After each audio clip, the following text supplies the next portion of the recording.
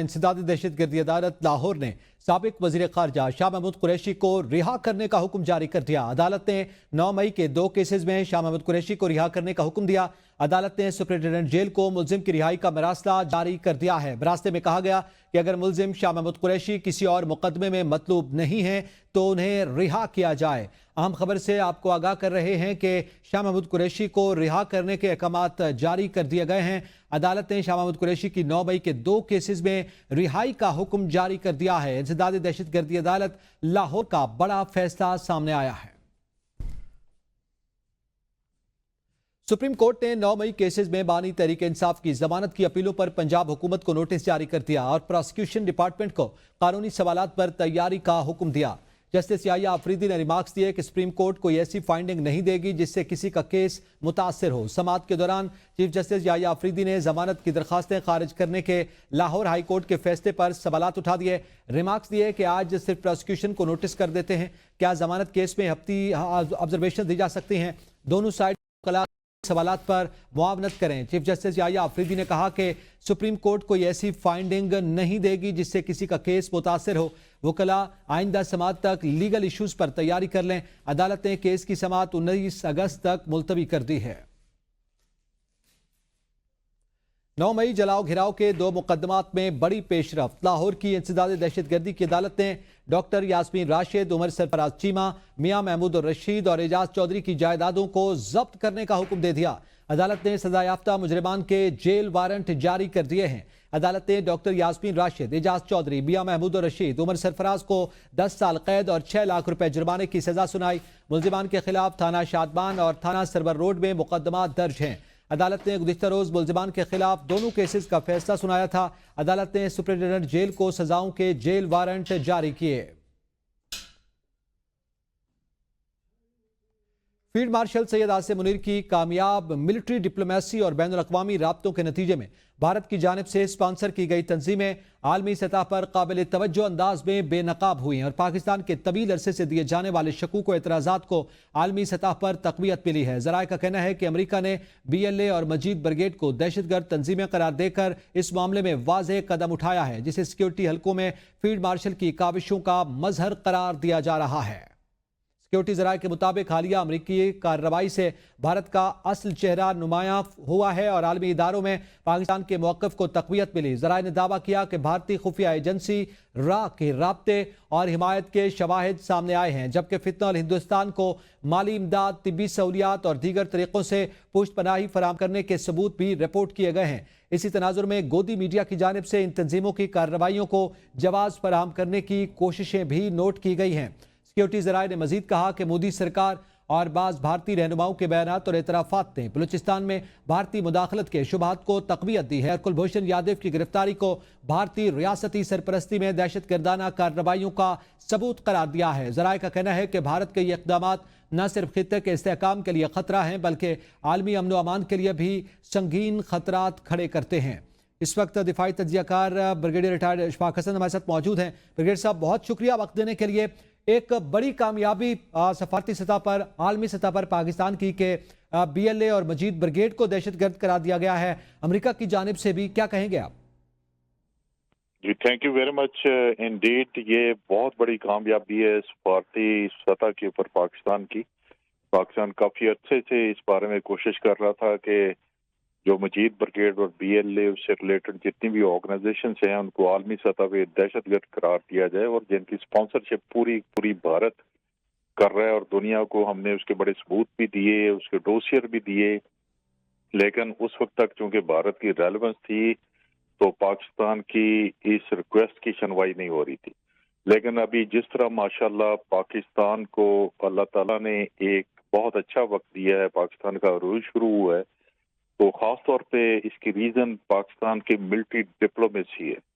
जिस तरह field marshal ने और उनके साथियों ने अपने आप को मनवाया और ताकत का एक इजहार किया कि हम यहाँ पे खित्ते में ताकत का एक मैफर हैं, और भारत अपने से 7 गुना बड़े मुल्क को जिस तरह शिकस्त फाश थी, तो लाजिम बात है इंटरनेशनल कॉरिडोर में और पावर कॉरिडोर में पाकिस्तान की रेलेवेंस उतनी बड़ी, और लोग पाकिस्तान को मुख्तलिफ नजरों से देखना शुरू हुए। तो इस अपॉर्चुनिटी को एक्सप्लॉइट किया हमारी मिलिट्री लीडरशिप ने, اور اپنی ملٹری ڈپلومیسی کے ذریعے دنیا کو امپریس اپون کیا اور ثابت کیا کہ جو کچھ ہم کہہ رہے ہیں وہ ہماری میچورٹی آف تھاٹ اور میچورٹی آف ایکشن جو ہے انہوں نے بھی اس میں حصہ ڈالا کہ ایک میچور لیڈرشپ جہاں پہ بیٹھی ہوئی ہے اور جو بات چیت کر رہی ہے اس میں کافی حقیقت ہے اور اس میں کافی سالڈ ہے اور ثبوت اس میں موجود ہیں، اور جس کی وجہ سے امریکہ نے اپنی گول پوسٹ چینج کی اور بھارت سینٹرک سے ہٹ کے انہوں نے دیکھا کہ خطے میں اگر کوئی ریجنل سٹیبلائزر موجود ہے تو وہ بھی پاکستان ہے، کیونکہ پچھلے 33 سال سے بھارت کو وہ سانس سے دیکھ رہے تھے لیکن بھارت وہ ڈلیور نہیں کر سکا۔ تو ابھی طاقت کا منبع جو چینج ہوا اس وجہ سے الحمدللہ پاکستان کی ریلیونس بڑھی اور پاکستان کی ملٹری لیڈرشپ نے اس کو ایکسپلائٹ کیا اور دنیا کو ثابت کیا اور بتایا کہ یہ دہشت گرد گروپ ہیں اور ان کے پیچھے بھارت ہے جو ان کی ڈوریاں کھینچ رہا ہے۔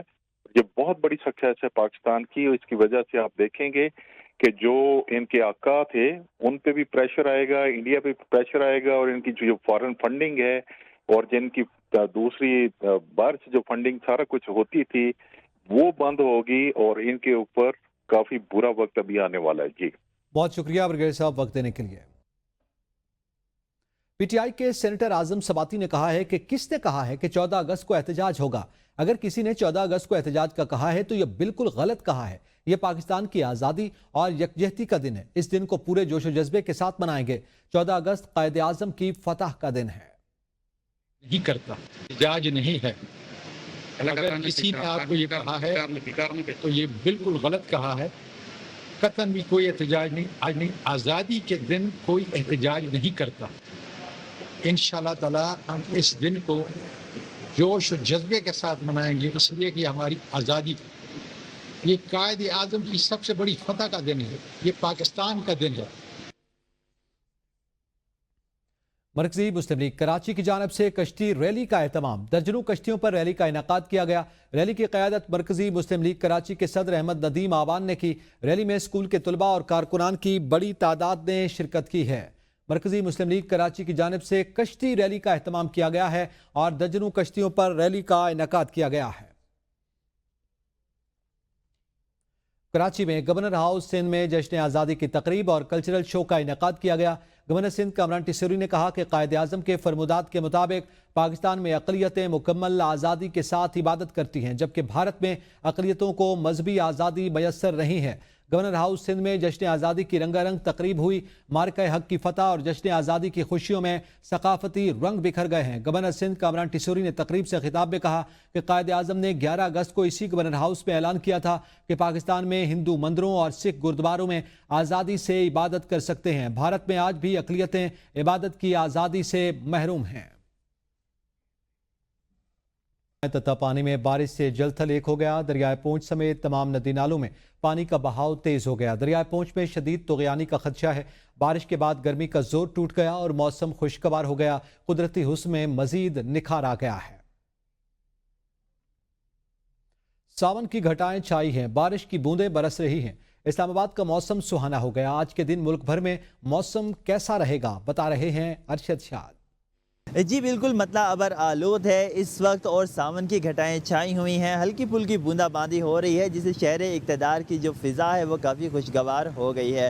محکمہ موسمیات کی جانب سے بتایا گیا ہے کہ ملک کے میدانی علاقوں میں آج کے دن جو ہے وہ شدید گرمی رہے گی اور اس کے ساتھ ساتھ حبس بھی جو ہے اس کا برقرار رہنے کے امکانات ہیں، جبکہ ملک کے بالائی علاقے جن میں شمال مشرقی پنجاب ہے، بالائی خیبر پختونخوا، خطہ پوٹوہار، کشمیر اور گلگت بلتستان سمیت جو ملک کے بالائی علاقے ہیں وہاں پر بعض مقامات پر تیز ہواؤں اور جھکڑ چلنے کے ساتھ ساتھ شدید بارش اور بعض مقامات پر ہلکی پھلکی بوندا باندی کی توقع کی جا رہی ہے۔ اگر ہم بات کریں آج کے دن شہر اقتدار اسلام آباد کی، تو آج کے دن کم سے کم درجہ حرارت اسلام آباد کا 27 ڈگری سینٹی گریڈ جبکہ زیادہ سے زیادہ 33 ڈگری سینٹی گریڈ رہنے کے امکان ہیں۔ اسلام آباد اور گرد و نواح میں مطلع جزوی طور پر ابر آلود رہے گا، جبکہ بعض مقامات پر تیز ہواؤں کے ساتھ ساتھ جو ہے وہ گرج چمک اور بارش کی بھی توقع کی جا رہی ہے۔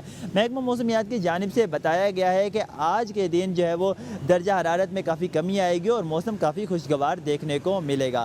ہوا میں نمی کا تناسب اس وقت 78% ہے، جبکہ 10 کلومیٹر فی گھنٹہ کی رفتار سے ہوائیں چل رہی ہیں، جنہوں نے شہر اقتدار کے موسم کو کافی سہانا بنا دیا ہے۔ جی कराची में गहरे सुरमई बादलों के डेरे। गुज़िश्ता रात और सुबह सवेरे शहर के मुख्तलिफ इलाकों में बूंदाबांदी से मौसम खुशगवार हो गया। महकमे मौसमियात ने आज दिन के औकात में भी हल्की बारिश की पेशगोई की है। मौसम का मजीद अहवाल बता रही हैं आबदा खान। जी बिल्कुल, शहर कायद का मौसम हसीन और खुशगवार हो चुका है। सुरमई गहरे बादलों के डेरे हैं और समंदरी हवाएं ठंडी ठार जो हैं वो चल रही हैं। और महकमा मौसमियात का भी यही बताना है कि आज दिन भर वक्फे से तेज़ हवाओं का सिलसिला जो है वो जारी रहेगा। इस वक्त मौजूदा दर्जा हरारत की अगर हम बात करते हैं तो मौजूदा दर्जा हरारत जो है इस वक्त 29 डिग्री सेंटीग्रेड है और महसूस किए जाने वाला जो दर्जा हरारत है वो 32 डिग्री सेंटीग्रेड तक महसूस किया जा रहा है। यही दर्जा हरारत जो है आज बढ़ते बढ़ते 33 डिग्री सेंटीग्रेड तक जाने का इम्कान है।